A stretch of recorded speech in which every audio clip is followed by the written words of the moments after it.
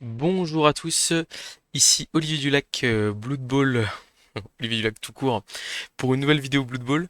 Euh, Celle-ci elle va être particulière dans le sens où c'est un résumé de tournoi comme j'en ai déjà fait, mais pas n'importe quel résumé de tournoi. Il s'agit du résumé de la World Cup. Une World Cup, c'est quoi? C'est un événement Blood Bowl qui a lieu tous les 4 ans, qui rassemble des Blood Bowlers du 4 coins de de la planète.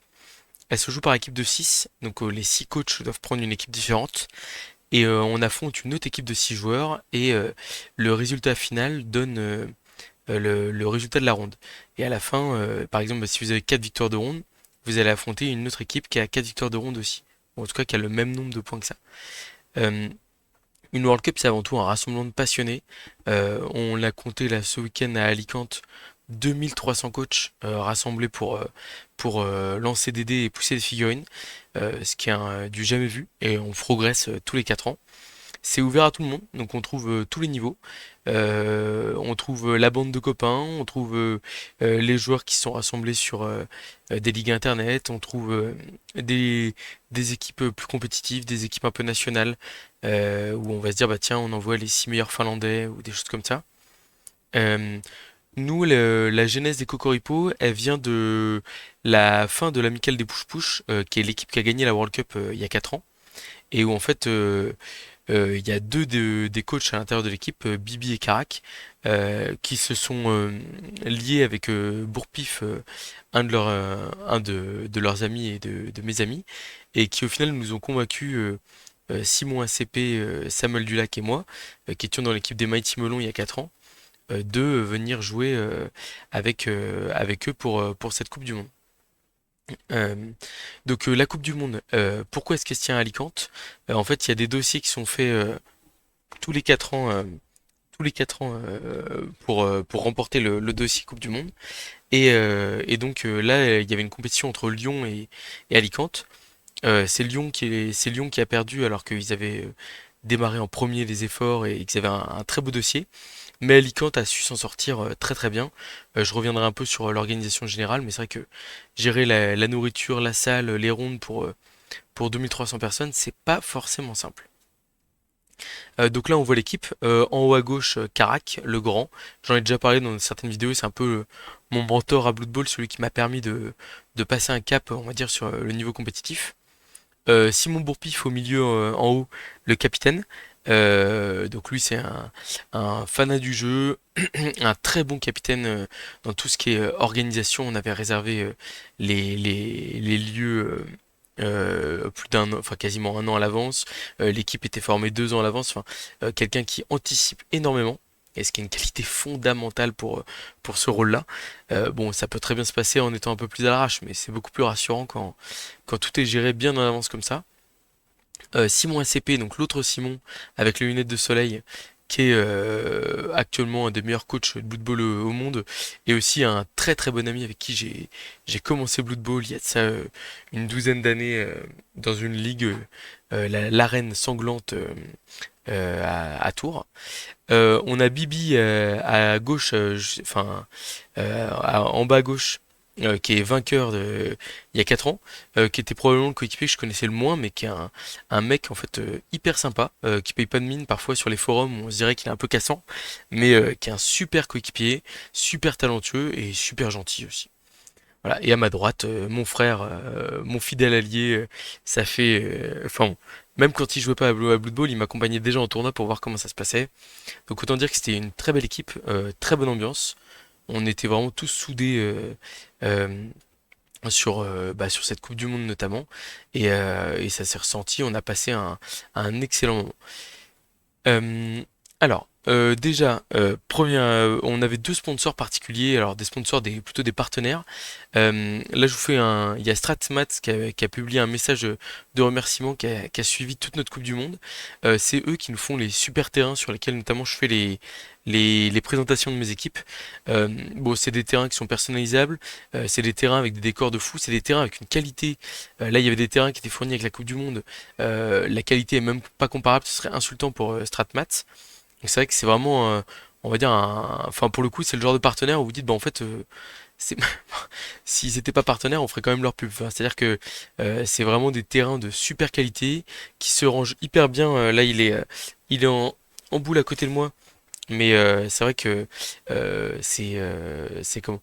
C'est vraiment pas mal. Ça se transporte hyper bien, ça speed dans tous les sens. J'ai encore perdu ma couronne, je pense que je vais la laisser par terre. Ça sera mieux comme ça. Donc voilà. Euh, alors, j'ai un petit bug du PowerPoint malheureusement. Euh, hop. Ouais, donc du coup je disais, on n'a pas forcément pu jouer sur leur terrain pendant toute la Coupe du Monde, mais enfin pour le coup je, vraiment je vous recommande d'aller voir leur terrain et potentiellement d'en récupérer un avec le petit code de réduction que vous avez ici, que je remettrai bien sûr en description. On va attaquer directement ce que j'aime faire, moi, c'est-à-dire les résumés de match. À savoir qu'il y aura une autre grosse annonce, c'est le jeu concours qui sera un peu plus tard dans la vidéo. Je vous expliquerai pourquoi je l'ai mis à cet endroit-là. Voilà. La première ronde, on l'avait un peu en avance, parce que pour le coup ça se fait souvent de donner le tirage, que ce soit pour les Euroballs ou les Coupes du Monde, qu'on ait notre premier adversaire un petit peu avant l'heure. Et donc on affrontait des Allemands, les Berlins Inept, qui est donc une équipe qui avait, alors en plus on peut consulter les classements en NAF, etc., le roster qui va être joué par l'adversaire. Euh, c'est vrai que c'est une équipe qui était pas forcément très bien classée, mais en fait aujourd'hui un classement NAF c'est plus forcément une indication, enfin c'est une indication, c'est-à-dire que forcément quand on voit des gens classés à 240, 250 points NAF, on sait que ça va sûrement très bien jouer. Mais c'est pas parce que l'adversaire est mal classé que on doit pas se méfier de notre adversaire. Moi j'avais un adversaire qui est Steamroller. Je fais un petit selfie à chaque fois avec mes adversaires. D'ailleurs, la couronne que vous avez pu voir en début de vidéo que j'ai portée fièrement toute la semaine. Et donc qui jouait Nécromantique. Il avait un roster à 11 avec Sec, donc pas de 12e joueur, forcément pas d'apothicaire vu qu'il joue Nécromantique, avec 3 relances, pas mal de blocages. Il a démarré en attaque, et pour le coup, enfin, il a fait ce qu'il fallait en début de match, mais en fait, malheureusement à 11 contre un Raogre et un Blitzer Châtaigne.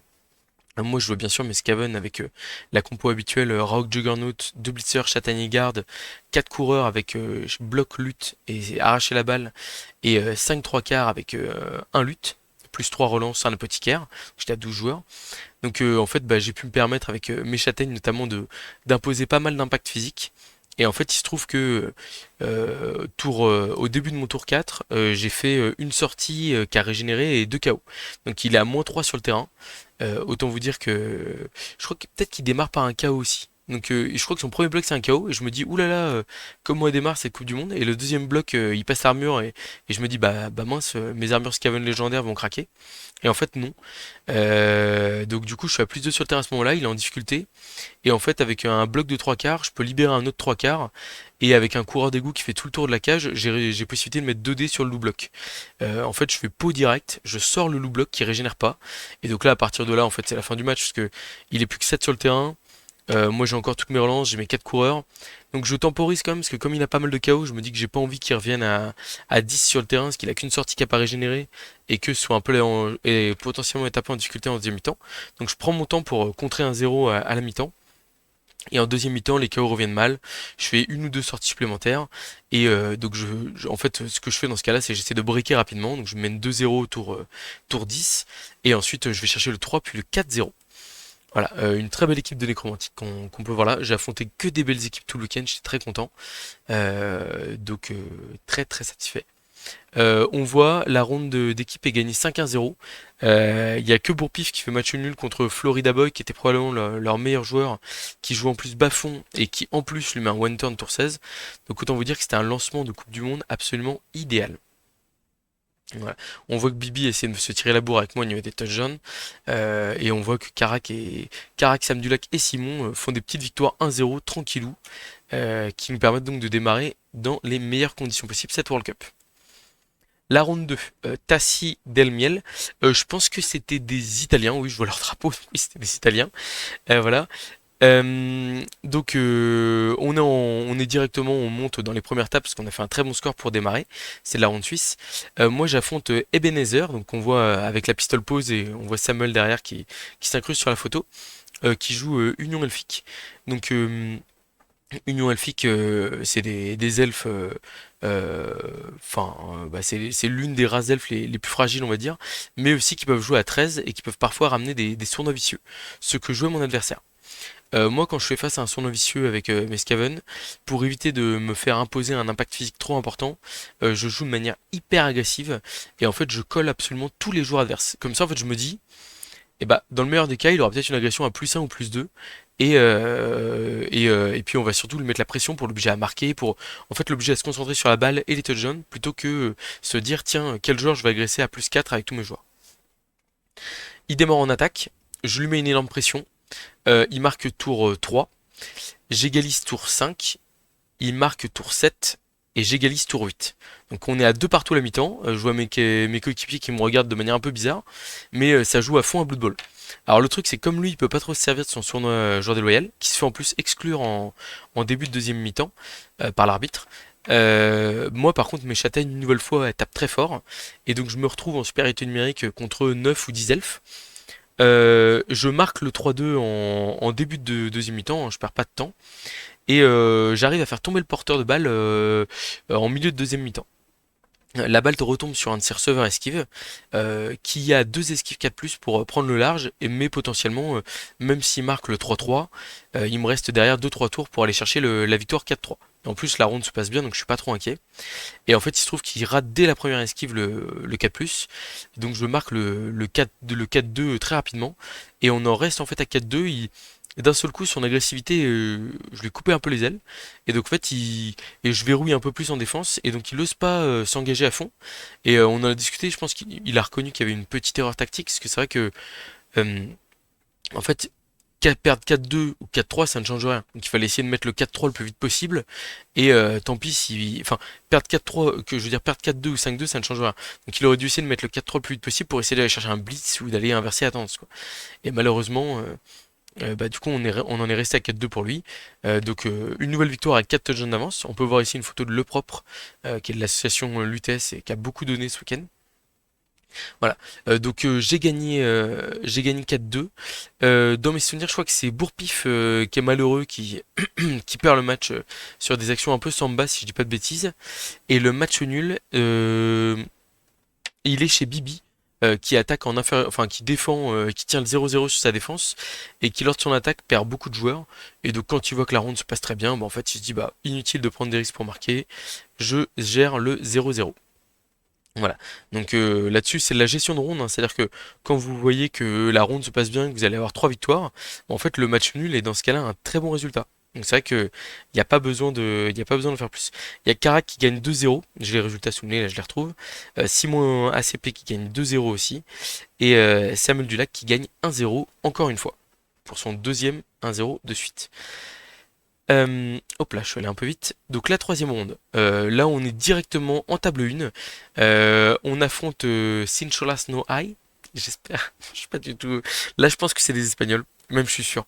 Parce qu'il avait des. Voilà. J'affronte un adversaire qui est hyper sympa, qui s'appelle Making, qui a une chaîne YouTube aussi d'ailleurs, faudrait que je mette le lien, il va y avoir pas mal de liens dans la vidéo, parce que il y a d'abord le lien de nos chers partenaires Stratmats et Chica Prost, Chica Prod, mais il y a aussi là par exemple la chaîne de Making qui est hilarante, enfin il fait des vidéos de catch, des choses comme ça si ça vous intéresse.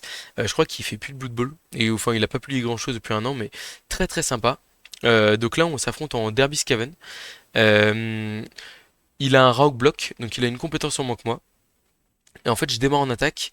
J'ai la chance, le Rogue fait une sortie très rapidement. Je crois que la Vermine Châtaigne rajoute un 3 quarts aussi dans l'addition. Donc je suis à +2 sur le terrain assez vite. Il commence à arrêter de défendre. J'ai la possibilité avec un paquet de Rogue, enfin un rush de Rogue, de mettre un coureur d'égout dans le public. Ce que je fais, et du coup je me retrouve à +3 sur le terrain. Et là je me dis, bah c'est bon, enfin, il a l'air d'avoir arrêté de défendre, le match se passe bien, on va marquer tour 8 tranquillement. Et en fait, j'ai une gourmandise, c'est-à-dire que j'ai le Raogre adverse qui est atteignable à 2D avec mon Raogre à moi. J'y vais, mais j'arrive pas à le faire tomber. Et en fait, derrière, je me retrouve un peu embêté parce que mon rogue peut se faire taper facilement. Donc j'essaie de le protéger, je découvre un peu mon porteur de balle, et là c'est le drame. Il s'engage, enfin, il tape à la fois mon rogue, qui heureusement qu'il ne tue pas, mais il va aussi faire une 5+ avec son coureur arracher la balle et me mettre un dé sur le porteur de balle. Il utilise sa dernière relance dans l'opération, mais il me fait tomber la balle sur un pot et en plus mon coureur bloc qui portait la balle par KO. Je récupère la balle, il retourne à 5+ au tour suivant, donc au tour 6, à 1 dé avec arracher la balle pour m'enlever la balle des mains. Il y arrive sans aucune relance. La balle retombe pas très bien pour moi, je suis pas mal sous pression avec des joueurs qui sont stun, des choses comme ça. Et j'ai une action avec un coureur Skaven avec, je pense, une esquive de plus, un ramassage 3+, une esquive de plus et une transmission 3+. Enfin, en gros, il y a 2 3+ et 4 2+. Avec des relances d'esquive, il me reste encore une relance à ce moment-là, je crois. Et je commence mon action, première esquive, ça passe, le ramassage 3+, ça passe, et là, esquive 2+, dans mon terrain, alors que je viens de récupérer la balle, un relance 1. Terrible. Je tombe. Donc, non, en fait, là, on était tour 6. Il récupère la balle, il part en contre. J'ai une action tour 7 où je fais tomber le ballon. Mais non, non, c'était bien tour 8, hein. Donc tour 8, je fais tomber le ballon. J'ai une action désespérée pour essayer de marquer où je rate ma 3+ relançable. J'ai plusieurs 3+ relançables pour esquiver dans un rideau. Et donc en fait, je me prends le touchdown. Tour 8, 1-0. En contre. Donc là, je suis pas bien. La ronde se passe pas si bien que ça pour nous, parce qu'il y a Karak qui est en grosse difficulté face à des Amazones. Et comment et c'est vrai il y a plusieurs matchs qui sont un peu serrés, notamment Simon qui joue contre des cornes. Donc on est un peu en difficulté. Et là, en fait, il fait un premier tour en deuxième mi-temps qui est assez catastrophique. Donc il me fait que des flèches, en fait, quasiment. Je crois doit faire tomber un joueur. Là, son rogue se retrouve un peu au milieu de nulle part. Et donc là, je fais blitz de mon rogue sur son rogue. J'ai un pot au deuxième blocage qui fait sortir le rogue adverse. Et derrière, j'ai un bloc à 2D sur un blitzer châtaigne qui fait sortir aussi le blitzer châtaigne avec un 3K. Donc là, je me mets à hurler pour la première fois du week-end parce que je suis content, enfin, ça me libère, d'où ma voix un peu cassée, à moins que ce ne soit le Covid, je ne sais pas. Et donc, du coup, j'arrive à contrer mon adversaire une première fois et même à le contrer une deuxième fois. Donc, en fait, j'arrive à remporter le match 2-1 pour une troisième victoire de suite sur ce vendredi. Quoi, la Coupe du Monde, c'est 9 matchs, 3 le vendredi, 3 le samedi, 3 le dimanche. Voilà. On voit mes superbes Skaven Punga à la pirate contre des Skaven beaucoup plus classiques, c'est les Skaven métalliques de base. Et voilà, donc ouais, le tour 1 de la deuxième mi-temps qui est absolument. Enfin, je pensais que la bascule c'était peut-être le tour 7 où je fais un relancé un terrible, mais en fait, mon tour 1 où je lui tue deux de ses meilleurs joueurs fait que, malgré le fait qu'il y ait des passeurs qui craignent pas trop les arracher la balle, enfin, j'arrive à le contrer 2 fois. Alors, il y a une fois, il est quand même, enfin, à un partout, à un moment donné, il est dans mon terrain, il a une transmission 4+ pour s'en sortir, mais il y arrive pas, la balle rebondit sur un de mes 3 quarts qui l'attrape et qui va contrer tour 16. Donc, enfin, pour le coup, je m'en sors vraiment pas trop mal sur le match. À ce moment-là, enfin, je suis en très grande forme, enfin, j'en parlerai sur le bilan de la World Cup derrière. Mais c'est vrai que ça gaze bien. Et donc, du coup, ouais, en équipe, ça donne victoire de Samuel Dulac, qui est aussi à 3 victoires, non, 3-0. Il y a Karak qui prend 3-1 par les Amazones. Bibi qui gagne 2-1 contre les Underworld. Simon ACP qui gagne 1-0 euh, contre les cornes. Donc finalement on s'en sort bien, mais à un moment donné, on a un peu tremblé. Donc enfin, en fait on voit le score d'équipe, on voit 5-0-1, on se dit ah ouais, c'était facile. Mais vous allez le voir, en fait, il y a plusieurs fois où à un moment donné, à la mi-temps, on se regarde tous puis on se dit bon, qui fait quoi, qui doit assurer quoi comme score quoi. Et qui a de la marge de manœuvre sur un peu, qui peut jouer un peu n'importe quoi. Et c'est vrai que pour le coup, il y a rarement des moments où on s'est dit vas-y, fais-toi plaisir, joue la victoire à tout prix parce que en fait on a toujours voulu assurer le résultat de ronde qui est vraiment l'équilibre des 6 matchs. Donc en fait, si vous faites 2 victoires, 3 matchs nuls et une défaite, vous gagnez la ronde et c'est beaucoup plus important que de faire 3 victoires et 3 défaites par exemple. Donc il y a vraiment des calculs à faire sur comment ça se passe. Voilà. On est le vendredi soir à ce moment-là, 3-0-0, on est là où on voulait être, on a pas mal de points bonus. Euh, En plus de ça, bah là derrière, on sort en ville avec les gars, on boit un ou deux verres de manière raisonnable. Alors ce qu'il faut savoir, c'est qu'au niveau de l'organisation, forcément 2300 coachs, ça prend du temps à gérer, etc. Donc les rondes ont quand même été plutôt bien pilotées. Il y avait un chrono, il n'y a pas de rondes qui sont finies. Enfin, j'ai pas entendu des hurlements de coach parce que leur match n'était pas encore terminé ou truc comme ça. Mais par contre, c'est vrai qu'on a fini assez tard le soir. Et nous, on était en voiture, on avait loué une voiture grâce à notre pro de l'organisation Bourpif. Mais c'est vrai que euh, entre ceux qui rentraient en navette, le temps de rentrer en ville, etc. et tout, pour le coup, on faisait des journées quand même qui étaient en gros entre 9 heures et 21 heures quoi. Donc bien chargé comme il fallait. Mais bon, c'est le prix à payer pour jouer une Coupe du Monde de Blood Bowl à 2300 personnes. Voilà. On se réveille. Donc il faut savoir qu'à ce moment-là, en plus, on est en journée 1 et on constate que il y a pas mal de dégâts dans les équipes favorites. Il y a plusieurs grosses équipes françaises, les Lutèce Noobs, les Az. Il y a des équipes internationales comme les Chimera. Il y a des équipes italiennes ou espagnoles comme les Holy Six, les Alphea, etc. Et en fait, il y a déjà des surprises. Il y a l'équipe anglaise qui a perdu son premier match, les All President Men qui avaient gagné la première World Cup. Et il y a déjà pas mal de surprises. Donc en fait, on voit qu'il y a des favoris qui trébuchent déjà un peu et on se dit, bah nous, on s'est installé en table 1, on est pas mal. Et donc on a juste les Chimera, qui est une équipe internationale qui est formée par Justicium, qui avait gagné la World Cup notamment il y a 4 ans, et qui est un coach français et tourangeau d'ailleurs, et qui a formé une équipe avec des Suisses, du Suédois, et il y a quoi d'autre dans l'équipe? Enfin, en gros, on a un peu de tout, surtout du nordique, quoi. Mais une très belle équipe, et en plus, qui sont comme c'est des très bons amis avec Bourpif et Carac, ils sont dans l'Airbnb en face de nous. Donc je vous raconte pas l'ambiance si on s'affronte, quoi. Voilà. On démarre avec la round 4 et là on commence à taper dans le très lourd. Alors attention, les coachs avant, comme j'ai dit, ils n'avaient pas forcément des très hauts classements NAF, mais ça jouait pas trop mal. Moi le premier coach par exemple, bah, il jouait bien, mais sauf qu'en fait sa composition d'équipe lui a mis une balle dans le pied avec ses nécromantiques, et donc bah, forcément dès qu'on fait un peu de dégâts face à 11 joueurs secs, bah évidemment que le match est plus facile. L'Elf Pro il a vraiment pas mal joué, juste bah il a perdu la bataille des touchdowns. Et, et en troisième, le Scaven, bah, il m'avait même contré et j'ai réussi à inverser la tendance. Sauf que là, le samedi matin, c'est donc la personne qu'on voit avec les lunettes là, qui a le pied sur moi notamment, c'est Sprinter, un Allemand que j'ai affronté 3 fois en un an, 2 fois au German Team Ball et une fois à l'Euroball, qui est tout simplement un joueur de l'équipe officielle d'Allemagne avec plusieurs des coachs qui sont présents là. Donc là, on arrête un peu de rigoler. On sait que ça va plutôt bien jouer en face. Et moi, j'affronte QA Jin. Je suis en tête de l'équipe à ce moment-là avec les Amazones. Euh, il me semble que j'ai une photo de ton équipe. Oui, donc lui, j'avais pensé à la prendre parce que malheureusement, j'ai pas pensé à tout le monde. Des Amazones qui sont le roster en forme de la méta. On en a vu dans les hautes tables pendant tout le week-end. Est-ce que c'est un effet de mode? Est-ce que c'est parce que les gens ne connaissent pas trop les règles des Amazones et n'ont pas l'habitude de jouer contre, etc. Moi, je pense qu'il y a un peu de tout, mais le roster est vraiment compétitif. Euh, on a deux blitzeuses avec bloc et lutte, deux linemen avec, enfin deux linewomen avec bloc et lutte, et on a les Jaguars qui sont force 4, toutes les deux avec garde et une passeuse bloc. Autant dire que je fais pas trop le malin. Je démarre en attaque, j'ai un premier tour qui est hyper poussif, avec j'utilise une relance, je fais aucun dégât, enfin je me dis oulala le match démarre difficilement. L'adversaire commence à se coller à moi, donc là je me dis bon bah je vais pas du tout rigoler. Et en fait heureusement j'enclenche la machine à baf avec le blitzer châtaigne et le rogre aussi qui a pas mal de réussite. Euh, Notamment à un moment donné où il se retrouve un peu au milieu de la mêlée, il se prend un 1D et un 1D d'une bloqueuse en plus hein, qui fait crâne relance crâne et qui part KO quoi. Donc on prend l'avantage physiquement, je me retrouve à 2-3 sorties plus un KO.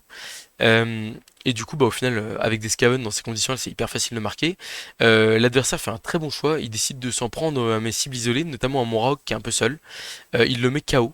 Donc j'hésite à utiliser la peau mais je l'utilise pas parce que je me dis en fait si je l'utilise à ce moment-là il va me l'agresser dans la foulée et potentiellement me le sortir ou me le remettre KO et j'aurais utilisé la peau pour rien.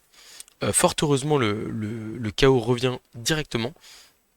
Et, euh, et donc enfin on s'en sort pas mal enfin on s'en sort pas mal pour la deuxième mi-temps où en plus comme il est qu'à 13 on continue à insister sur les sorties et on arrive à gérer une victoire 1-0 tour 16 en faisant tomber le... Enfin en plus il a une esquive 3+ pour se protéger à peu près, et en fait il la rate, donc du coup je pense j'ai un rush et une esquive de plus, et j'ai deux délutes sur la balle, je fais tomber, je la récupère, et derrière c'est trop dur à jouer pour lui. Donc je me contente d'un petit 1-0. Après avoir mis 4 sur les deux premiers, puis 2 sur le troisième, là c'est un petit 1-0.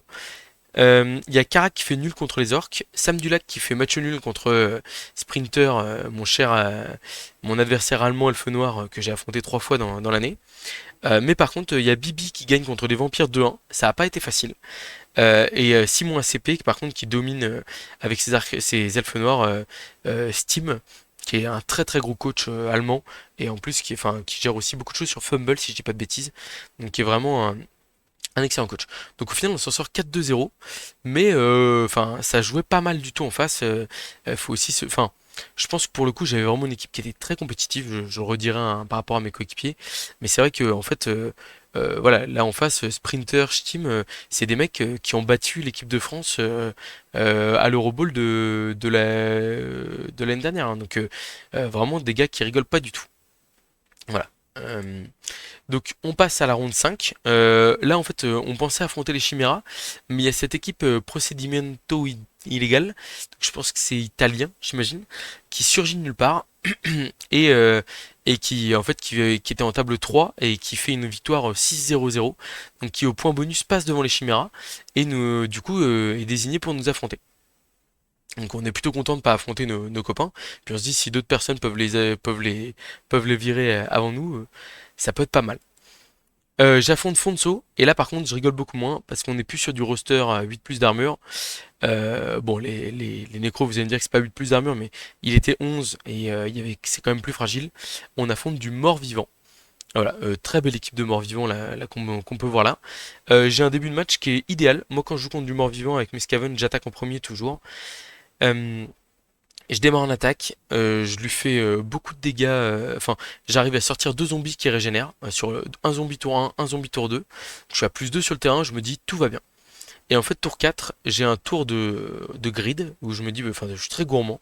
C'est-à-dire que je me dis, ah tiens, je peux à la fois taper à 3D avec le rogue d'un côté, taper avec le Blitzer Châtaigne d'un autre côté, et taper avec le 3 quarts lutte à l'opposé du terrain. Si je ramène 3 joueurs, je peux me faire tomber la momie à 2D et potentiellement l'agresser derrière. Je commence à me disperser, à partir dans tous les sens. Et alors je me fais sanctionner de manière très dure, hein, c'est-à-dire que je fais triple crâne avec le rogue sur le zombie, qui est l'une des rares fois où le rogue m'aura lâché pendant le tournoi. Bizarrement, à chaque fois qu'il y a des résultats un peu négatifs, hein. Et donc du coup triple crâne, j'arrive à le relancer parce que sinon mon porteur était atteignable, donc je me voyais mal expliquer à mes coéquipiers qu'il y a +2 sur le terrain, je me faisais taper le porteur de balle. Et donc du coup finalement le tour se passe pas si mal, mais j'ai consommé une relance. Et en fait lui on voit qu'il a un revenant tacle, il le joue de manière vraiment parfaite. Il colle les bons joueurs, il colle le porteur de balle au bon moment, et en fait du coup je consomme mes deux autres lances sur des 1 sur esquive qui sont critiques. Parce qu'en fait il me colle tout, il commence à faire du dégât, il fait une sortie, un KO. Donc là je suis là en train de me dire ok on est à 9 contre 9, j'ai plus de relance. Euh, Tour 8, il me fait un double rideau devant moi qui me laisse totalement bloqué. Mais en fait, j'avais laissé un coureur d'égout de l'autre côté du terrain. Et je peux, en fait, avec une esquive 3+ de 3 quarts lutte, sans relance, hein. 2 des luttes sur une goule. Donc là, bah, il faut tout sauf double crâne. Et après, j'ai une esquive du gutter porteur de balle, un rush et une transmission de plus. Et je passe mon action avec un grand soulagement. Et j'arrive à marquer tour 8, donc sans relance. Je vous avoue que j'ai bien tremblé. Et voilà. Et en plus, j'ai bien fait parce que début de la deuxième mi-temps, il m'a fait une sortie de plus, peut-être un KO de plus aussi. Enfin, je commence déjà à être en infériorité numérique. Et je me dis, bon, bah, comme j'ai mon Blitzer Châtaigne qui est stun, je me dis, bah, c'est pas grave, je vais blitzer au Blitzer Garde. 2D sur un zombie sans rien, double crâne. On est en début de mi-temps, je suis bien placé, pas de raison de relancer.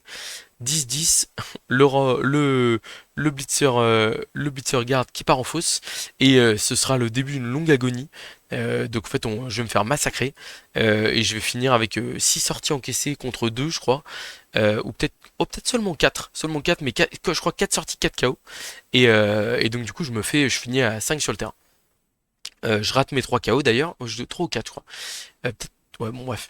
Et donc du coup je suis plus qu'à 5. J'ai un one turn possible, mais il tire blitz, donc il me sèche mon seul coureur en position de marquer. J'étais très content en plus du one turn que j'avais trouvé, malheureusement ça rate, et donc du coup je fais match nul un partout. Cependant, comme vous pouvez le voir en dessous, on gagne la ronde sans perdre un match à nouveau. Euh, alors, qui gagne les matchs? Je vérifie sur mes petites notes. Donc, c'est Bourpif et Carac qui sont en table 5 et 6, qui gagnent chacun 1-0 de manière très maîtrisée. Et donc, derrière, on a match nul de Sam contre de l'Elfe Noir 0-0. Match nul de Bibi contre des cornes 0-1 partout. Et Simon ACP qui concède aussi son premier nul du week-end, 1 partout contre des nobles. Sachant qu'à un moment donné, enfin, en fait, ouais, le match a assez mal tourné pour lui, parce que pour le coup, il démarre en défense et il poignarde le porteur de balle, la balle tombe, et en fait, enfin, elle rebondit dans le bon sens sur un assassin qui n'arrive pas à l'attraper, et après elle fait deux rebonds dans le mauvais sens, et un catch à 6 pour l'adversaire, qui lui permet de balle contrôler et de marquer tour 8. Mais Simon sort une phase d'attaque à -3, -4, superbe, et arrive à égaliser tour 16, ce qui nous permet de nous enlever une petite épine du pied, parce qu'à ce moment-là, on n'était pas hyper bien dans la ronde. Ronde 6. Ah oui, non, pas la ronde 6. Là, c'est le moment. Je concours grâce à Chicagor qui bosse avec la fameuse Chicasprod. Donc tout simplement, ce que vous, enfin là c'est franchement je suis trop heureux de faire gagner ça. C'est à la fois pour la Coupe du Monde, les 900 abonnés, pour bah aussi parce que Chica est hyper cool et qui m'a permis de faire ça. Pourquoi est-ce que je le mets à ce moment-là? Tout simplement parce que là à ce moment-là de la Coupe du Monde, je viens de faire match nul, donc je suis à 4 victoires, un match nul, et donc du coup moi en fait comme je suis le numéro 1 mondial, à partir du moment où je fais match nul, je perds des points neufs. Et il y avait un record à 305 points à atteindre pour atteindre la plus haute barre de points NAF jamais atteint, et donc on va dire le plus haut score de points jamais atteint dans l'histoire de Blood Bowl. Et donc on saura probablement dans les prochains jours avec la mise à jour des classements si mes 4 victoires du premier jour, enfin du premier et du deuxième jour, ont suffi à me faire dépasser cette barrière ou pas. Sachant qu'il y avait des calculs qui avaient été faits sur mon premier adversaire qui avait le moins de points NAF possible, j'ai gagné un point. Enfin 0,97 pour être exact. C'est pas moi qui ai fait les calculs, je sais pas faire, je vous rassure, je compte pas tous mes points NAF, enfin, en fait je sais pas le faire. Voilà. Donc tout simplement, ce que vous gagnez, c'est alors non pas l'équipe de Scaven peinte, parce que celle-là, elle est à mon président Bud Milka qui m'a prêté les Scaven avec lesquels je suis devenu numéro 1 mondial, et que en fait il y a une petite attache émotionnelle, donc j'ai voulu les jouer au German Team Ball et à l'Euroball. D'ailleurs, je me dis que je vais peut-être oublier de lui dire que je les ai, et comme ça, boum, je garde l'équipe pour moi et il se rend compte de rien. Et je fais juste genre que je l'ai perdu, et je la ressors dans 3-4 ans quand il aura tout oublié. Bref, pour revenir sur le jeu concours. Donc on a, mais par contre, il y a quand même une équipe de Skaven Punga, les Skaven pirates comme ça, à gagner. Donc tout simplement, il vous suffit de mettre en commentaire le nom de l'équipe Skaven que vous lui donneriez. Moi par exemple, je les appelle les magiciens. Vous mettez le nom d'équipe que vous voulez, un nom par commentaire. Et comme la dernière fois, je ferai un tirage au sort parmi tous les commentaires pour savoir qui gagne l'équipe complète. Si vous êtes en France, les frais de port seront gratuits. Si vous êtes à l'étranger ou même hors Europe, il y aura des petits frais supplémentaires à avancer, mais je pense que c'est quand même très intéressant. L'équipe est absolument sublime. Bon alors en plus quand elle est extrêmement bien peinte comme ça, c'est encore mieux. Et voilà, donc merci infiniment Shikagork. On a joué avec tes figurines, bah, enfin là pour le coup c'est tes figurines, et on a joué avec quasiment que tes équipes tout le week-end. On avait tes petits badges et on a fait ta pub pendant tout le week-end. C'est vraiment génial d'avoir des passionnés comme Stratemat ou Chicaprod qui nous soutiennent, parce que en fait c'est des gens qui font du super bon boulot, et bah c'est juste comme je disais, hein, c'est même pas un partenaire. Enfin, ouais, c'est un plaisir d'avoir des gens comme ça autour de soi qui font vraiment du super taf, qui sont hyper investis dans le monde du Blood Bowl notamment, et qui permettent de le voir grandir un peu aussi, quoi. Donc voilà, donc mettez en commentaire le nom d'équipe de Skaven que vous lui donneriez si vous l'aviez. Et puis bah bonne chance à tous pour le concours. Et souhaitez-moi bonne chance aussi pour mes 305 points NAF. Et voilà, parce que c'est vrai que la Coupe du Monde, c'est un tournoi où les points sont doublés. Comme je le disais dans ma vidéo en anglais pour ma centième vidéo. Et donc on marque plus de points, mais par contre bah, dès qu'on fait match nul comme ça venait de m'arriver à la ronde d'avant, la ronde 5, et bah malheureusement on perd beaucoup plus de points aussi. Donc voilà, c'est doublé aussi. J'attaque la ronde 6. La round 6, on tombe finalement contre les Chiméras. Donc on voit deux Français très connus en bas, Arty et Justicium. On voit Jokairo et Strider. Donc Jokairo à droite, en haut le grand, qui est pas très doué au bras de fer. Et Strider qui est en train de rigoler à côté de moi. Euh, qui sont deux Suisses. On a Strom qui est finlandais ou norvégien je crois. Et on a Triple Skull qui est suédois. Voilà, qui rigole là, qui a les yeux fermés. C'est une très très grosse équipe qui fait office de. Ils étaient classés cinquième au ranking World Cup. C'est des joueurs de très haute qualité, qui ont bossé dur, qui s'entraînent en ligne, etc. Clairement, c'est une ronde où on se dit, ça ressemble un peu à une finale avant l'heure. C'est du très haut niveau. Là, on tape vraiment. Enfin, on a eu l'équipe d'Allemagne en premier. On a eu l'équipe italienne qui nous a surprise, l'équipe italienne, italienne on a dit, qui nous a surprise en deuxième en deuxième round de cette journée. Là, les Chiméras, bon, on tape dans le dur et derrière, en plus, tout le monde rentre au même Airbnb, donc ça, il y en a qui vont tirer la gueule, ou peut-être pas trop, mais bon. Moi, j'affronte Jokairo en Amazon, donc j'ai déjà affronté des Amazones. Il démarre en attaque, parce qu'il veut, il veut mettre son impact physique. Lui, il a une Jaguar Force 4 qui a bloc et l'autre qui a garde, donc il a pas de garde comme le premier adversaire de la journée. Euh, il y a un kick au milieu de terrain. Et en fait, il n'arrive pas à le ramasser au premier tour, donc il utilise une relance qui lui permet de réussir son ramassage. Sauf que tour 2, c'est le tournant du match directement. Il envoie sa Jaguar Force 4 bloc, qui est quand même une chose clé, blitzer un de mes joueurs à 2D. Et en fait, il fait double crâne. Et à ce moment-là, bah, il se dit, bon, j'ai déjà utilisé une relance, si j'en utilise une deuxième tour 2, il sait que je vais lui mettre une grosse pression, et donc il fait le choix logique, hein, je pense qu'il a le bon choix de ne pas relancer. Malheureusement pour lui, je fais 9 sur l'armure, 11 sur la blessure, et une blessure grave derrière, donc son apothicaire peut même pas être utile. J'enchaîne à mon tour 2 avec un blitz de mon blitzer châtaigne, je fais pause skull sur une Amazon sans rien, et je la mets par terre, et je la sors dans la foulée. Et donc là, on est fin de tour 2, je suis à 11 contre 9, j'ai plus de vitesse, j'ai plus de relance, en fait j'ai tout de mieux que lui, et je suis dans une situation hyper favorable.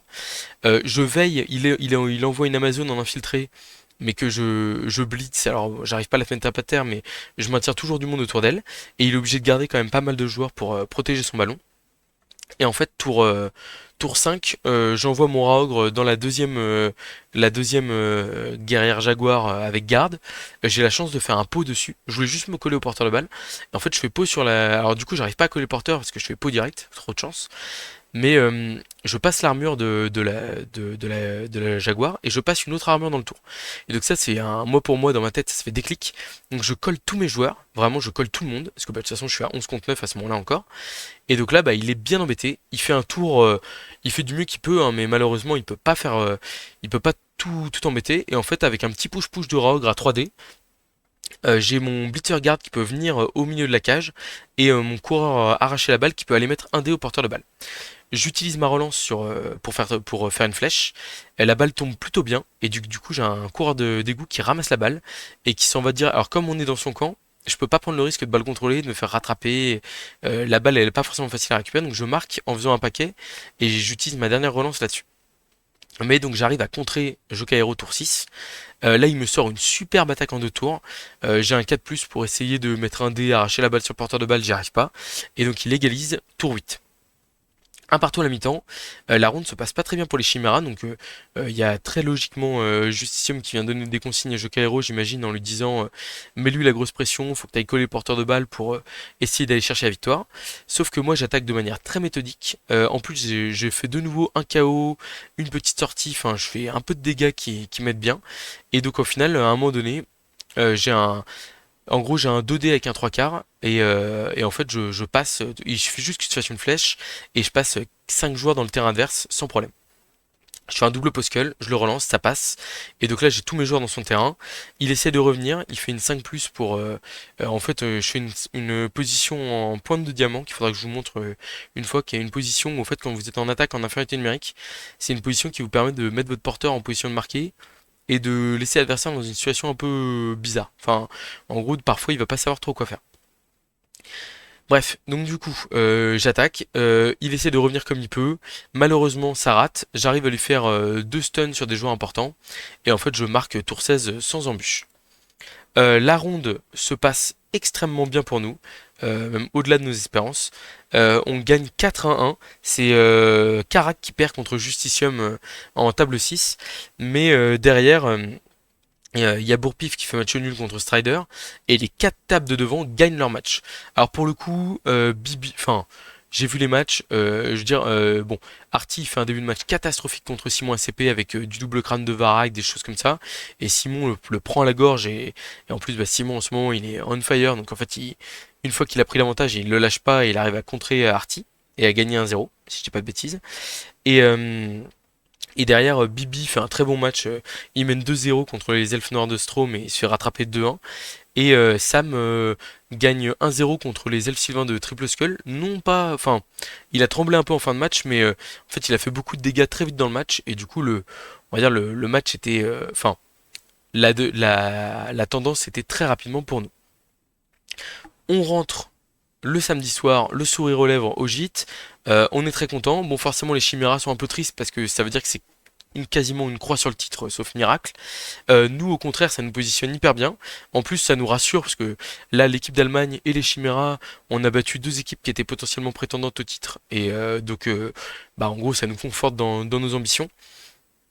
La soirée est plutôt calme, je crois. Enfin, il y a toujours un petit verre qui traîne, une chose comme ça, mais globalement puis en plus c'est assez fatigant, c'est-à-dire que quand vous faites 9h 21h à jouer à fond, et moi je me rappelle j'ai un peu mal à la tête et d'ailleurs ouais, je déglutis mon repas du soir parce que je me sens pas bien, mais bon, une bonne nuit de sommeil, un petit Doliprane et c'est reparti pour la ronde 7 le dimanche matin.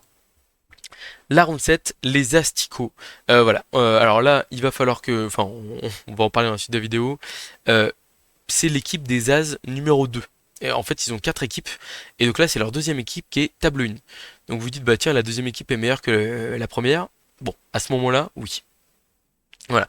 Les As, c'est des adversaires qu'on a l'habitude de rencontrer. Alors, ils restent souvent dans le sud, mais ils se déplacent pour les Lutèce Ball, ils sont là pour les gros tournois, etc. Et si on peut dire quelque chose, c'est que c'est une association qui a la win chevillée au corps. Euh, donc à part ils ont pas un très bon goût sur leur maillot, mais puis-je vraiment parler avec nos beaux maillots Cocoripo aussi, on se lance dans cette ronde-là et on sait qu'on ne doit pas sous-estimer nos adversaires parce que à ce moment-là il reste trois équipes invaincues à 6-0-0 et pour le coup bah personne n'est là par hasard quoi. Enfin, Blood Bowl est un jeu de hasard, mais comme par équipe de 6 comme ça, enfin ça s'enchaîne etc. On voit que enfin les équipes qui jouaient là à ce moment-là ne rigolaient pas du tout. J'affronte Taras Poutine en L-Sylvain.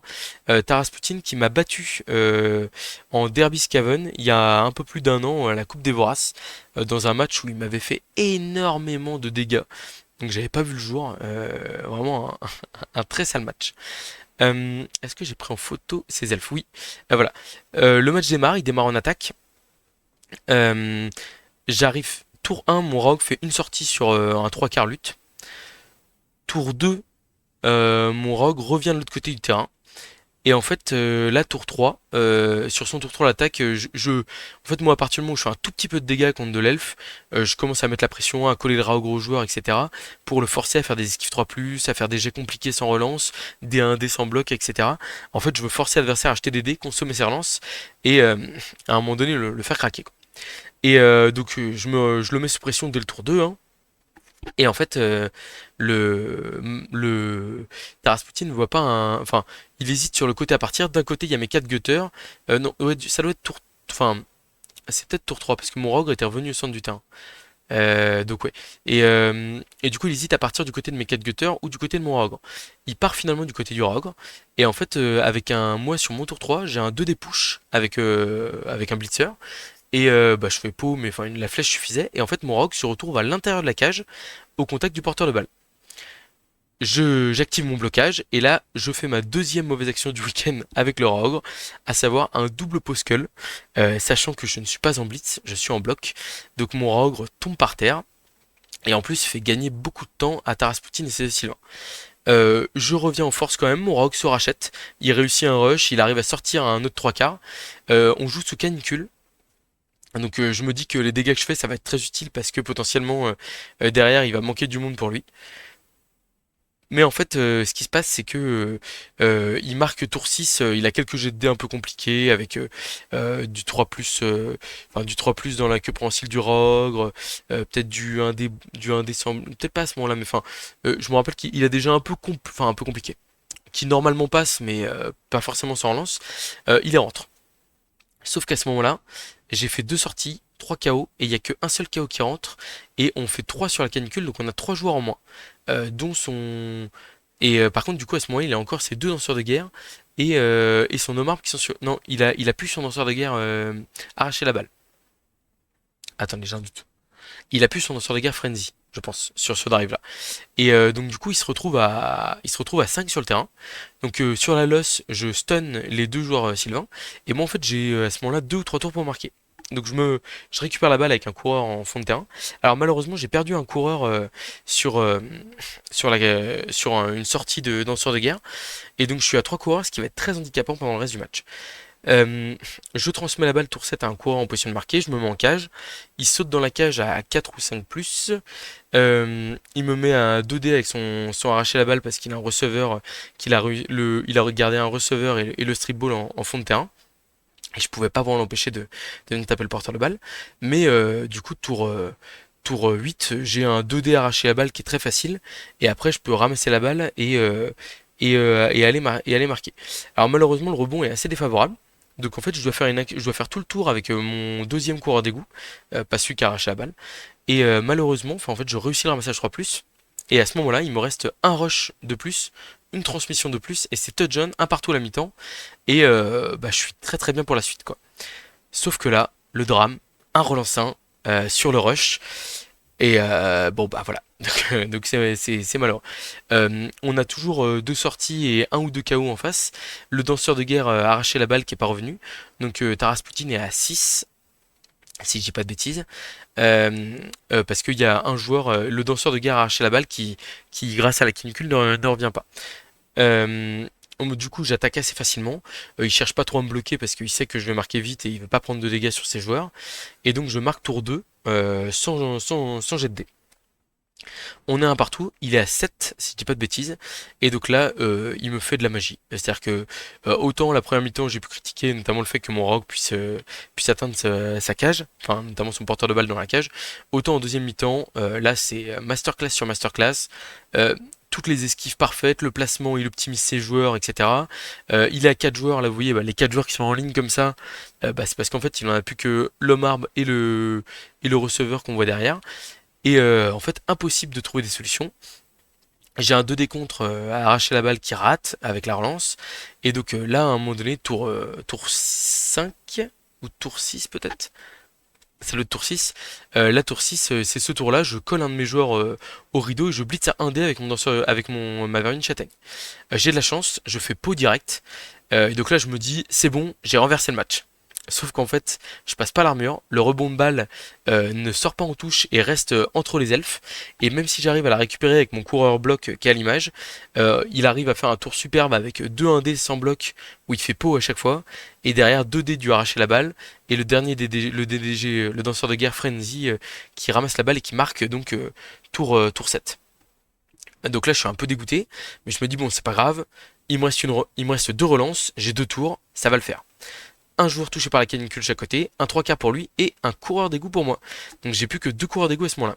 J'en envoie un en position de marquer, que j'entoure de 3 joueurs. Et enfin en gros que je fais en sorte de pas avoir de zone d'atterrissage pour un saut moins que 4+. Et je mets aussi des 3 quarts en position de marquer. La balle est très profonde, donc je ramasse la balle avec mon coureur d'égout que je peux pas mettre en position de marquer du coup. Il saute, 4+ réussi, 2D, coureur d'égout à terre. Et donc là, on est tour 8 et j'ai un 2D où il faut que je fasse une flèche. Et après, j'ai... Ah, en fait, je crois que j'ai exactement comme le tour 8. Je dois avoir esquive de plus, rush de plus, transmission 3+. J'avais le ramassage 3+ à la fin de la première mi-temps. Et deux paquets pour marquer. Donc oui, il y a peut-être un 2+ supplémentaire, mais j'ai une relance en plus. J'utilise ma première relance sur le rush. J'utilise ma deuxième relance sur la transmission. Et lorsqu'il faut faire le deuxième paquet dans le but, je fais un nouvel as, ce qui fait que je perds le match 2-1. Voilà, donc très bien joué Taras Poutine, parce qu'il était en infériorité numérique pendant la totalité du match. Et enfin ouais, voilà, de mon tour 1 à son tour 16, il a été en infériorité numérique, et il a su, avec les ressources qu'il avait à disposition, très très très très bien se débrouiller. Pour le coup, là, j'ai pas pris il a pas pris l'ascendant physique comme lors du match où il m'avait battu. Et en fait, il m'a juste, enfin, bah, il a fait du mieux qu'il pouvait avec ce qu'il avait. Et pour le coup, il a réussi à faire un super match et il me bat. Sauf que il est le seul à battre un Cocoripo. Le reste de l'équipe fait 4 victoires et un match nul. Alors, qui fait le match nul? Je vais vérifier immédiatement.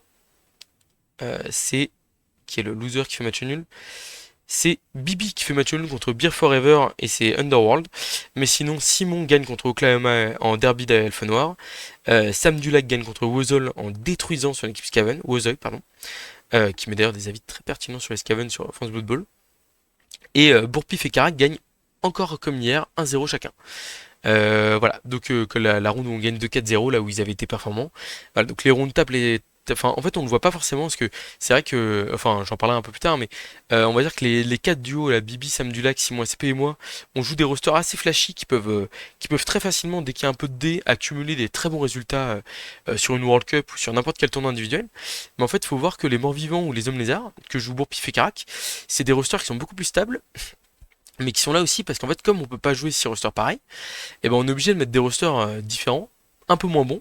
Et pour le coup, enfin là, typiquement sur une ronde importante comme ça, ils vont tous les deux chercher une victoire 1-0, c'est absolument parfait. C'est-à-dire que, en fait, il faut se rendre compte qu'ils jouent des rosters moins forts. Et ils arrivent pourtant à avoir d'excellents résultats avec. Je crois que Bourpif, si je dis pas de bêtises, il démarre en 0-1-1, donc un peu en difficulté. Mais sur les 7 rondes restantes, il doit faire 5-2-0 en encaissant un ou deux touchdowns, je crois. Enfin, vraiment, une machine. Donc pour le coup, faut relativiser parfois aussi le numéro des tables et le score des personnes, parce que le roster qu'on joue et le fait d'avoir des consignes d'équipe où on nous dit bah là faudrait jouer le match nul, tout comme ça. Et voilà, Bibi par exemple, on va le voir, mais il a été un peu victime des consignes d'équipe tout au long du week-end. C'est-à-dire que contre le Nécromantique, son premier match nul, on lui dit bah écoute assure le nul parce que même si la ronde elle paraît bien partie, ça sera mieux que ça, que tu joues la victoire et que tu prennes une défaite qui nous mettrait potentiellement en difficulté. Voilà, enfin, vraiment, c'est un impact de fou. Donc voilà. Donc on vient de battre les As-2, on est très content. On va voir en table 2, il y a l'équipe d'Espagne avec le numéro 2 mondial qui est en train de jouer, qui est Jarvin, qui est un joueur qui sort un peu de nulle part, qui joue des nains à un niveau exceptionnel. Et stupéfaction, les Espagnols, qui étaient une des équipes favorites à la victoire, se font battre par l'équipe Fumble, Red Left Mercenaries, qui était la troisième équipe à 6-0-0. Voilà, donc on les voit là. C'est une équipe de mercenaires. Alors on le voit pas forcément, mais en fait sur leur maillot, il y a du Canadien, du Néo-Zélandais, du Danois. Il y a aussi un Français. Il y a un Suédois aussi, voilà. Oui, je crois que je l'ai déjà dit. Et en fait, c'est une équipe de mercenaires qui s'est créée via Fumble, si je dis pas de bêtises. Et bah, en fait, par exemple, pas beaucoup de matchs au compteur en tournoi, mais là, qui était à ce moment-là, en ronde 8, on est à l'avant-dernière ronde de la Coupe du Monde, et ils sont à 7-0-0. Donc autant vous dire qu'on, bah, c'est pareil, une nouvelle fois, on était inquiet de voir les Espagnols en tableau 2, parce qu'on se disait ça va être pour nous derrière, mais en fait, on n'est pas beaucoup plus rassuré. Enfin, on l'est un peu plus parce qu'on se dit bah tiens, ils ont moins de références sur la scène internationale, etc. Mais on n'est pas si à l'aise que ça. J'affronte Historique, donc journée française. Je suis très content. Il joue F Sylvain. Un peu la même compo que Taras Poutine, si je dis pas de bêtises, avec danseur de guerre frénésie, danseur de guerre arracher la balle, etc. Euh, alors, que je me rappelle notre match. Ta ta ta ta. Ah, il démarre en attaque, c'est ça. Et donc là aussi, je joue la grosse pression, etc. Sauf que là, il n'y a pas enfin, il n'y a pas de petits trous ou quoi que ce soit. Et donc heureusement, j'ai une nouvelle fois j'arrive à faire une ou deux sorties assez tôt. Et donc du coup, ce qui me permet de mettre de la pression physique sur l'adversaire, bien entendu. Et donc si je dis pas de bêtises, je le force à marquer tour 6 ou tour 7. Et donc je me laisse deux ou trois tours pour égaliser. Et cette fois-ci, par contre, j'y arrive. Je crois que j'ai une transmission tour 8 ou quelque chose comme ça. Ouais, je pense que je dois avoir deux tours pour égaliser et j'y arrive, notamment bah, en contenant assez bien les danseurs de guerre. Euh, voilà. Donc là, je me dis à ce moment-là, il y a un partout. je suis à 11 contre 9. C'est très très solide en face, mais je me dis, bon, ça va bien se passer pour moi. Enfin, les ailes Sylvain, je connais bien. C'est un match-up que je considère comme positif. Et pour le coup, je me dis, bah voilà, là, je pense qu'il y a quand même moyen de gérer une deuxième mi-temps tranquille. Sauf que Historique me tire blitz direct et en fait il fait exactement ce qu'il faut faire à ce moment-là, c'est-à-dire qu'il all-in totalement, il met un danseur de guerre sous la balle, il envoie tous ses joueurs en profondeur en mettant tout le monde en position de me gêner le plus possible, etc. Et, euh, et donc du coup moi je suis obligé de revenir en catastrophe sur mon début de deuxième mi-temps. Je me fais taper le port. Enfin, donc la balle est récupérée par Historique. Et donc là on se retrouve avec un petit jeu de pif-paf où c'est-à-dire que je récupère la balle avec un coureur, il me la renlève derrière, et heureusement en fait là, pour le coup je m'estime hyper chanceux, c'est-à-dire que j'ai la balle qui tombe à l'endroit le plus favorable possible entre mon Raogre et mon ex porteur de balle. Il fait un play excellent où il arrive à mettre un dé sur le Raogre, il fait une flèche. Et le Rogue rebondit, enfin le Rogue renvoie la balle en arrière sur à nouveau un rebond très favorable pour moi. Il faut savoir que ces matchs-là, dans des matchs tendus, en léger contre léger où vous affrontez du très bon adversaire, alors les dés d'armure et de blessure sont très importants, mais le D8 de rebond de ballon est aussi hyper primordial. Et en fait là je me fais littéralement sauver par deux rebonds hyper favorables, deux fois de suite, qui me permettent de, en fait, derrière au tour suivant, on est tour 2 de la deuxième mi-temps, et je me dis bah tant pis, ramassage du ballon, transmission à un coureur d'égout qui est au milieu de terrain, et je pars en diagonale à l'autre bout du terrain parce que je me sens pas du tout à l'aise. Enfin, en fait, je me sens sous pression horrible. Historique, je l'avais déjà affronté avec ses nécromantiques à la Comtoise il y a un an de ça, et j'avais vécu un match aussi très difficile où tour 16, je suis à deux doigts de me prendre un one turn qui m'aurait fait perdre le match avec Miskaven. Ouais, donc autant vous dire que je savais que je devais me méfier. Là, cette fois-ci, j'étais dans un match-up plutôt favorable et bah, je me suis retrouvé vraiment en PLS, hein. Donc, je marque tour 4 de la deuxième mi-temps en me disant, bon, bah, au moins le match nul est peut-être assuré. Et là, j'ai la très bonne idée de tirer Blitz. J'avais tiré Blitz sur le tour 8 du mort-vivant hier, qui m'avait servi à rien. Mais là, par contre, c'est un Blitz avec un bon kick. Voilà, donc j'envoie immédiatement mon coureur bloc sous la balle. J'envoie pareil que lui, hein, j'envoie tout le monde à l'assaut, à l'abordage pour récupérer le ballon. Malheureusement, j'arrive pas à avoir la balle. Si j'arrive à avoir la balle. Voilà. Mais là, il fait une nouvelle fois. Enfin, vraiment, bon, enfin, historique, je connais pas forcément tant que ça dans la communauté, mais pour le coup, il a enchaîné les bons choix dans le match. C'est-à-dire que là, il aurait pu venir me taper avec l'arraché à balle qui était juste à côté, qui avait été mis en position initiale de porteur de balle. Mais en fait, il va chercher son frénésie, qui est vraiment plus loin, mais bon, qui est quand même à portée. Et en fait, pour mettre 2D sur le porteur de balle, et pour pouvoir potentiellement le retaper derrière à 2D avec un 3 quarts. Ce qui faisait 6D. Et en fait, il fait ça parce que derrière, il se dit qu'il veut porter la balle avec le danseur de guerre arracher la balle, et qu'en plus, bah, c'est plus simple si le danseur de guerre part de plus près, on va dire. Il s'en sort, il est récompensé en plus de son choix audacieux. Il fait pause sur le porteur de balle. Par contre, il joue un ressort très ballsy aussi. Ça c'est pareil, enfin vraiment, il y a tout que j'aimais, c'est-à-dire que il y avait un ressort très audacieux à 12. 12 sans apothicaire, mais donc du coup qui permettait, enfin il jouait à une relance plus chef, et donc le chef je l'ai sorti très tôt. C'est aussi ça qui m'a mis dans de bonnes dispositions où je me disais bah, le match va plutôt bien tourner pour moi. Et donc il utilise sa seule relance sur son ramassage 3+, parce que la balle est quand même en zone de tacle, et il part à l'abordage avec son lanceur de gars. Euh, je crois que c'est mon arraché la balle qui va se mettre à faire le show, à moins qu'il rate une transmission. Je sais plus exactement comment ça se passe, mais en fait là je sais que littéralement pendant les 5 tours qui vont rester, la balle va changer de main à chaque tour. C'est-à-dire que les arracher la balle vont faire sauter la balle dans tous les sens, les luttes vont la faire bouger, il va y avoir des transmissions ratées, etc. On est tous les deux sur le fil du rasoir à zéro relance. Et en fait, vraiment, ça, enfin, pour le coup, il n'y a pas, enfin, je pense que vraiment, c'est des enchaînements de bons choix, et avec un tout petit peu de manque de réussite à chaque fois, l'un comme l'autre pour aller briquer définitivement. Et en fait, tour 15, il a récupéré le ballon, il recule un peu en arrière pour prendre de l'espace avec son... Non, ça va pas être tour 15, ça va être tour 14. Il récupère le ballon avec son danseur de guerre. Et en fait, je prends un risque avec mon coureur d'égout à arracher la balle. C'est-à-dire que j'ai une action avec 3 de plus, où je peux mettre 2 dés avec arracher la balle. Et j'avais un 2D initialement aussi pour démarrer le tour, où il fallait que je fasse tomber mon adversaire, et je le fais tomber. Donc en fait j'ai un très bon tour, niveau D, la balle tombe, je rate le ramassage, mais j'ai 3 zones de tacle autour de la balle, et donc là bah, en fait il rate le ramassage, et moi derrière je peux verrouiller le match en partant avec la balle à l'autre bout du terrain. Voilà, donc victoire 2-1, dans la difficulté la plus totale, historique vraiment, enfin pour le coup, les joueurs F Sylvain excellents que je connais, il y a Bibi, il y a Shogun, il y a moi aussi, Shogun, je suis désolé Shogun, il y a Silkun, Silkun plutôt que Shogun, hein. Sorry Shogun, je t'aime, mais plutôt Silkun en F Sylvain. Ouais, donc Silkun, Bibi, Ashram, qui sont vraiment des très très très gros joueurs F Sylvain en France, mais historique mérite aussi d'être cité, parce que vu le match qu'il fait contre moi, enfin comme je vous dis, hein, sur 16 tours, je vois pas une seule mauvaise décision. Le roster, il est construit avec, on va dire enfin, vraiment, il en a dans le pantalon, quoi, on va dire. Vraiment, enfin. Et pour le coup, le gameplay qu'elle allait avec était parfait.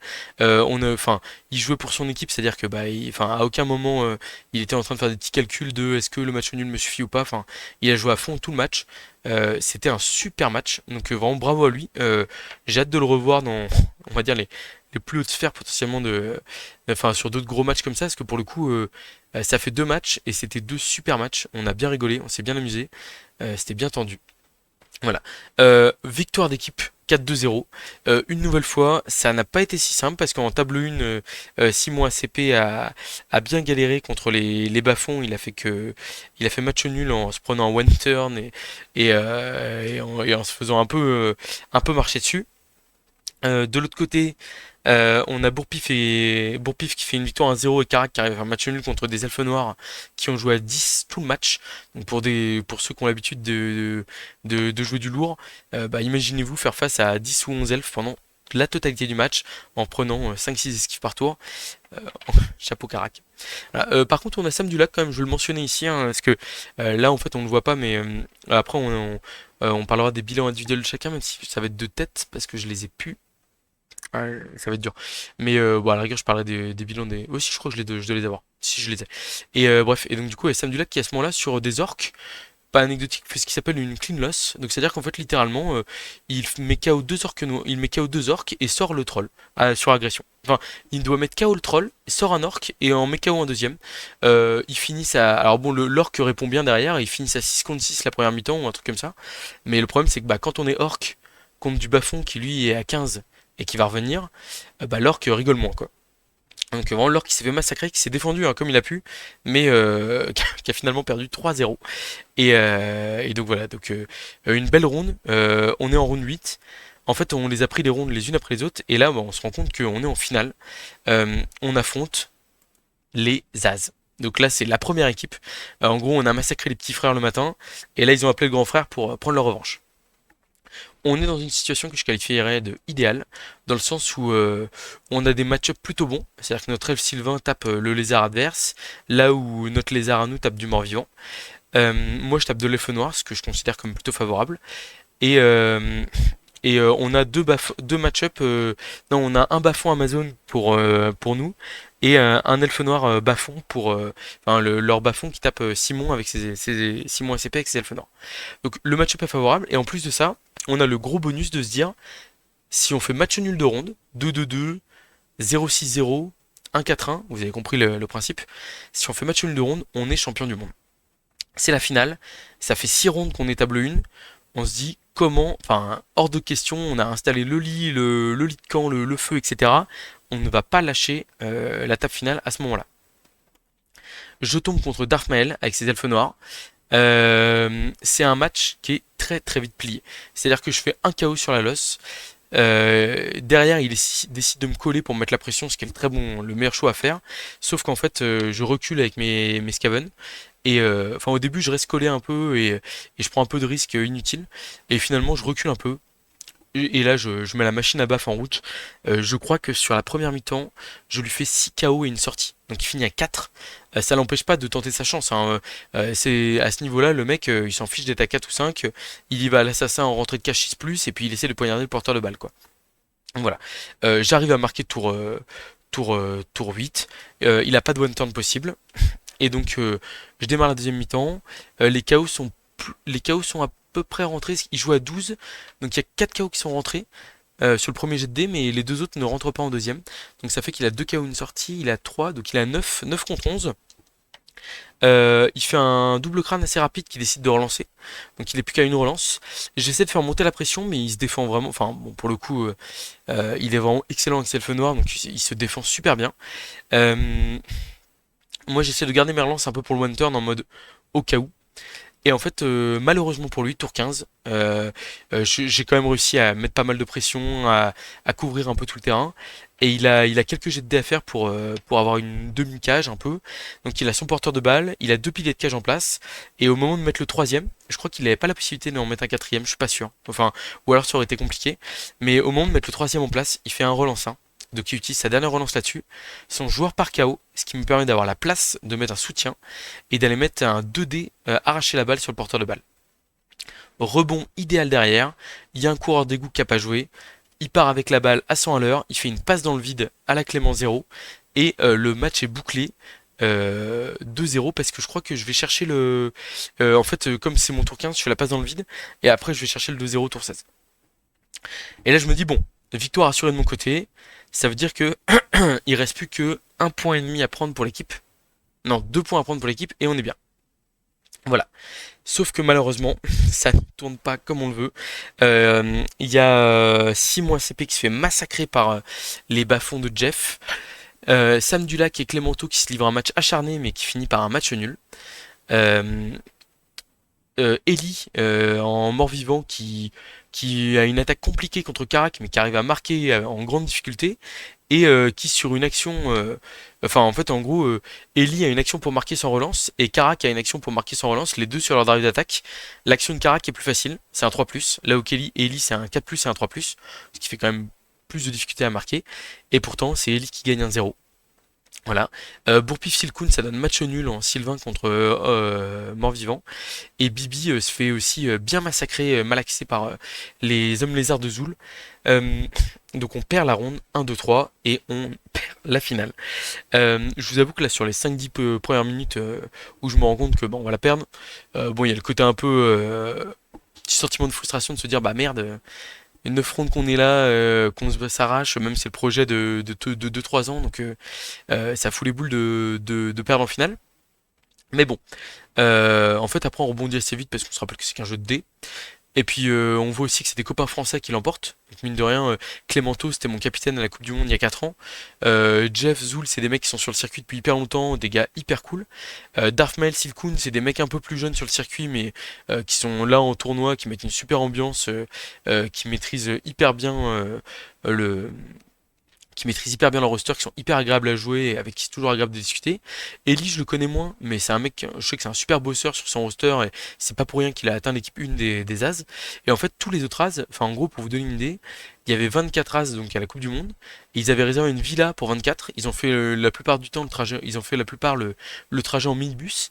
En fait, c'est une ligue qui est vraiment hyper, hyper bah, on va dire collectif, hein, qui est très très soudé, qui joue énormément, enfin qui est très sérieuse, on va dire, dans sa manière de jouer, mais qui s'amuse beaucoup aussi à côté, à Toulouse donc.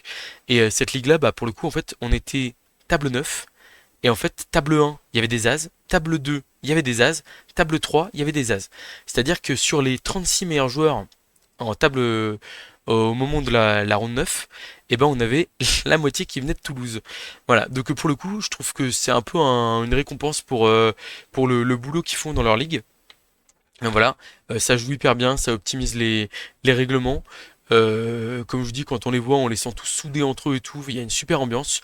Donc en fait, bon bah forcément, que ce soit des Français comme ça qui gagnent, on avait eu droit à une super belle Marseillaise avant la ronde, et on en a eu une aussi un peu plus compliquée lors de la remise des prix. Mais bon en fait, finalement le moral revient vite. Et puis bah après tout, on a quand même pas à rougir du parcours qu'on a fait. On était très content de tout ce qu'on a produit. Et puis voilà. En termes de bilan finaux, alors je sais pas c'est quoi la photo derrière. Ah oui, donc ça c'est les photos de la UTS. Donc ça c'est ma ligue de l'UTSien. Donc globalement il y a quelques... Non, je crois que tout le monde fait la UTS cette année sur cette photo. Euh, c'est hyper important. Alors, je reviendrai plus tard à cette image, mais c'est hyper important. Voilà. Donc ça, c'est les deux autres photos aussi. Là, je vais les montrer. Clac. Nanana, précédent. Donc ça, c'est Guigui, Davouille et Redon Junior qu'on voit aussi. En gros, en fait, ce qu'il faut voir, c'est que d'ailleurs, les As l'emportent un peu grâce à leur force collective de ligue. Et en fait, ce qu'il faut voir, c'est que bah, avoir une ligue, ça permet de beaucoup progresser, ça permet de beaucoup s'amuser aussi. En fait, surtout, hein, c'est-à-dire que Blood Bowl, on le fait quand même pour, là pour le coup, quand vous êtes sur un week-end comme ça pendant 3 jours, que avec des potes, etc. Que, en fait, même s'il y a de l'attente entre les rondes, bah, vous êtes tout le temps avec quelqu'un en train de discuter, etc. Raconter vos matchs, vous donner des nouvelles, etc. C'est l'essence même du Blood Bowl. Et en fait, c'est vrai que c'est bien beau d'aller chercher une Coupe du Monde, d'aller chercher des beaux résultats, etc. J'aurais adoré être champion du monde, hein, vraiment pour le coup, dommage. Mais en fait, à un moment donné, ce qu'il faut se rappeler aussi, c'est que on passe d'excellents moments à jouer à Blood Bowl, et là pour le coup, bah, les ligues, c'est l'essence même du jeu. Sur plateau et c'est vrai que là moi je m'estime très chanceux d'avoir connu la Turon à Tours qui étaient les photos suivantes et la Lutèce à Paris qui sont vraiment deux ligues excellentes et pour lesquelles bah, dans lesquelles on s'amuse énormément du coup bah derrière vous faites des tournois par équipe avec votre ligue enfin c'est vraiment génial quoi. Voilà. Donc fin de la Coupe du Monde. J'en profite pour féliciter mon cher Dritz, meilleure défense de la World Cup, donc à la Lutèce, qui a vraiment fait je crois qu'il a encaissé un ou deux touchdowns sur 9 matchs, ça vous donne une idée de la performance. Alors il n'a pas forcément joué toutes les tables les plus hautes, mais en fait ce qui est bien avec les Coupes du Monde, c'est que ça récompense les meilleures défenses, les meilleures attaques collectives. D'ailleurs grosse dédicace au Brut, l'équipe nantaise qui a gagné le titre aussi. Ça récompense aussi tous les champions individuels par race, c'est-à-dire que même si votre équipe fait 150e de la World Cup, si vous en individuel vous avez fait 8-1-0 avec vos Camry, vous pouvez être champion du monde individuel en Camry. Je pense aussi à Chavrousse par exemple qui a gagné le trophée en Inde du chaos, ou à Aldaz, bah, encore un Daz, je crois que c'est Aldaz, j'espère que je me trompe pas dans le pseudo, qui a gagné en Camry si j'ai pas de bêtises. Voilà, donc on a des champions un peu de partout. On a fait une belle razzia de titres. Alors je vais essayer sans casser mon casque, voilà, d'aller montrer le petit trophée à la caméra. Très sympa. Voilà, donc bon, ça fait quand même plaisir de ramener un petit truc, un petit attrape-poussière supplémentaire. Euh, Bon voilà, donc ça, c'est le moment des remerciements, notamment à mon équipe. Pour le coup, 3 ans de préparation de World Cup, c'est parfois assez long. Des fois, il y a des petits moments de doute, de tension, ça peut arriver. Mais pour le coup, l'équipe était quand même hyper sereine. Là, sur la Coupe du Monde, on a été accueilli par Bibi avec, bon, il est Blood Bowl vice World Champion. Mais il nous a enfin Bibi, c'est l'équipier modèle, hyper serein. Et il a joué pour l'équipe tout le week-end sans jamais se soucier une demi-seconde de ses résultats personnels. Enfin, ce qui est normal, hein, vous allez me dire, sur un tournoi par équipe, mais vraiment, sur la dernière ronde, on lui dit va jouer la victoire. D'ailleurs, je crois que c'est un peu ma faute, parce qu'on se dit, bon, bah, le match-up est positif, donc il est encore en 9 contre 11, faut y aller. Et en fait, bah, il y va, quoi. Alors que derrière, bon, en plus, il tire blitz, donc ça aurait pu bien tourner, mais finalement, ça n'a pas suffi malheureusement. Carac, le mentor capitaine, qui m'a tant épaulé. Bon, je les ai pas en photo, mais là on a Simon qui est à gauche de moi sur la photo. Enfin Simon ACP, Simon le capitaine qui tient Carac par l'épaule et Samuel qui a les deux bras de Samuel mon frère qui a les deux bras debout, qui a les deux bras levés pardon je veux dire. Bon, on sourit quand même sur la photo, on est content. Pour le coup ça reste un très beau résultat. On reviendra dans 4 ans plus fort. Après, avec les Cocoripo, sans les Cocoripo, ça, il y a largement le temps. Moi, je sais que je vais avoir une petite pause des tournois par équipe. Donc, de toute façon, dans tous les cas, je ne serai pas en mesure de m'engager avec quelque équipe que ce soit avant au moins un an, je pense, minimum. Mais bon, ça promet. C'est quand même des tournois avec bah, voilà, 2300 joueurs. C'est du jamais vu à l'échelle du Blood Bowl. Il y avait énormément, je sais, de coachs qui étaient là pour voir ça. Et je pense que tout le monde a beaucoup profité. L'organisation, alors la nourriture, bah, en fait, il fallait faire la bouffe pour 2300 personnes. Donc, ils ont dû faire au mieux, on va dire, avec les budgets disponibles. Mais pour le coup, moi, je tire un grand chapeau à l'organisation qui a quand même réussi à faire de cet événement une grande réussite. Il y a eu très peu de ratés. Euh, donc il y a de quoi être hyper satisfait. Bravo à l'équipe d'Alicante pour cette Coupe du Monde organisée de main de maître. Je suis pas sûr que ce soit la peine de faire les bilans enfin moi je vais vous donner mon bilan individuel à titre personnel. 7-1-1 avec les Scaven. Donc c'est mieux qu'à mes deux dernières Coupes du Monde. Enfin je crois que j'avais fait 5-1-3 puis 6-1-2. Là je suis à 7-1-1. Donc je me dis bah la prochaine fois c'est 8-1-0 ou 9-0-0 quoi. Peut-être 8-0. Mais on progresse de Coupe du Monde en Coupe du Monde. C'est un événement qui est vraiment inratable, donc mettez une petite coche dans votre agenda septembre-octobre 2027, parce que pour le coup il faudra être là, je pense que ça sera une nouvelle fois exceptionnel. Euh, voilà, est-ce que... Bah oui, j'ai fini. Donc, j'espère que vous avez apprécié ce format de vidéo, que les résumés, j'essaie de résumer un peu plus mes matchs, parce que bah, c'est de eux que je me rappelle le mieux. Et en fait, au final, les rondes ont souvent très bien basculé dans l'autre sens. Je pense que je peux quand même... un petit débrief sur la finale. Au final, personnellement, j'ai un peu de regret dans la conduite de la finale, dans le sens où on sent que Simon ACP prend très cher très vite. Donc, du coup, ça veut dire qu'on sait qu'on va avoir une défaite probablement, mais on voit aussi que ça se passe très bien chez moi. Donc en gros, on peut avoir une défaite et une victoire. Et en fait, à ce moment-là, on doit peut-être jouer plutôt que, par exemple, plutôt que de dire à Bibi de jouer la victoire, on doit peut-être jouer tout simplement pour les 4 matchs nuls à côté. Voilà. Alors après, pour le coup, il n'y a pas de regret parce que Karak rate son action tour 16 pour égaliser. Mais c'est vrai que on a peut-être pêché dans l'analyse tactique de la finale, on va dire. Voilà, ou alors au contraire, on aurait peut-être dû demander à Karak ou Samuel, qui étaient les mieux placés, de couper enfin, en fait, ce qui s'est passé, c'est que, bah, par exemple, Karak, Samuel, alors attends, je suis en train de réfléchir, il y a moi qui ai démarré en attaque,